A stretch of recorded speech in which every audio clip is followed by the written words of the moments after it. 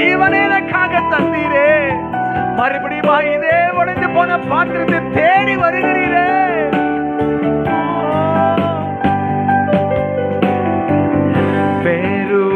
பெருமையான பாத்திரம் நான் விரும்புவர்கள்